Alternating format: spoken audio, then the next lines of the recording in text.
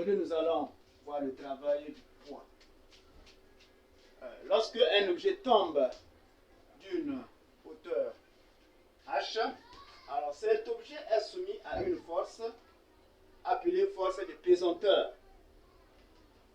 Le travail, c'est-à-dire du poids d'un solide, ne dépend que des altitudes des points de départ et d'arrivée et de son centre de gravité. Voilà, donc ici nous avons le point de départ et là nous avons le point d'arrivée.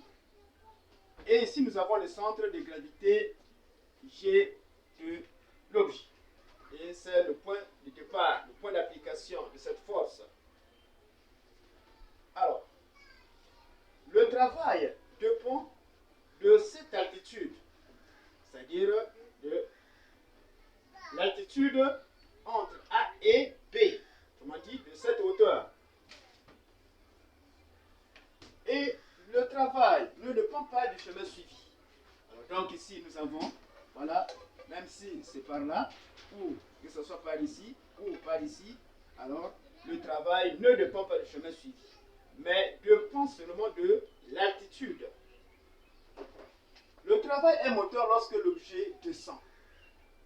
Et ici, nous avons un solide qui tombe. Son mouvement va du haut vers le bas. Et nous savons également que le poids est orienté du haut vers le bas. Donc, le mouvement de l'objet et le poids sont le même sens. Et dans ces conditions, on dit que le poids produit un travail moteur.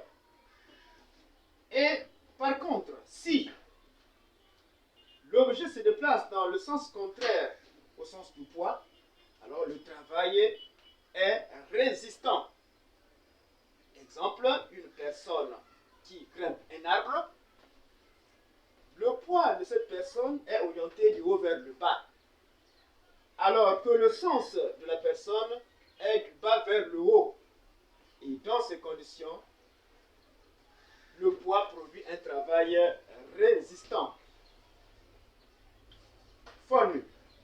Le travail du poids se calcule par la formule suivante. WP égale à P fois H.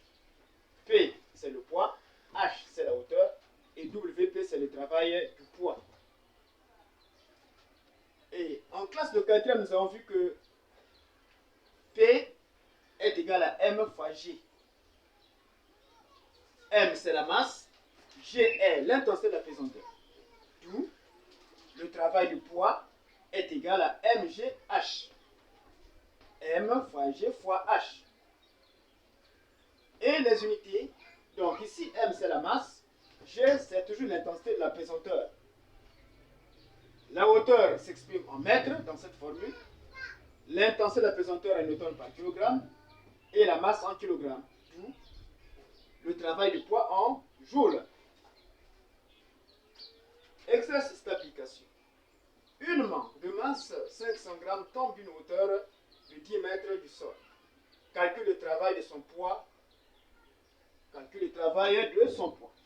On donne G égale à 10 newtons par kilogramme. Alors, solution.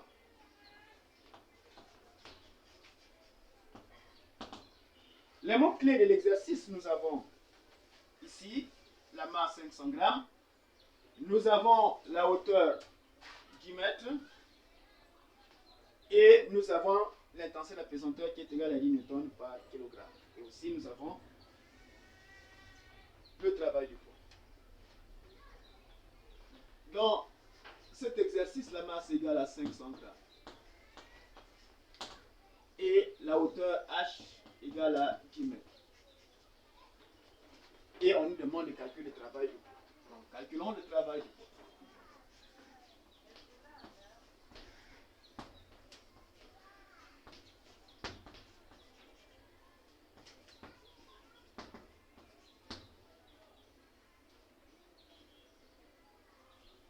Dans le cours, nous avons vu que le travail du poids, WP, est égal à M fois G fois H.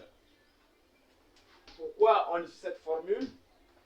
Parce que nous avons la masse et nous avons la hauteur. Donc on doit utiliser cette formule, mais on utilise la deuxième formule. Les unités, nous avons la hauteur en mètres, G c'est en newton par kilogramme, et la masse en kilogramme. Travail en joules. Et lorsque nous regardons les données d'exercice, la masse ici est en grammes, la hauteur en mètres. Mais la formule nous exige que la masse doit être en kilogrammes. D'où nous allons convertir les 500 grammes en kilogrammes. Et voici le tableau de conversion.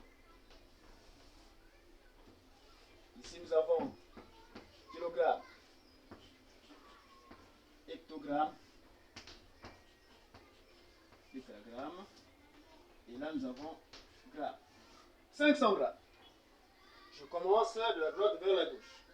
Donc, le premier chiffre ici, c'est 0, ensuite 0, 5.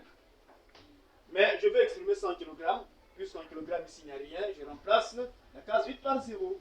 Et je place la virgule ici, donc ça me donne 0,500 grammes.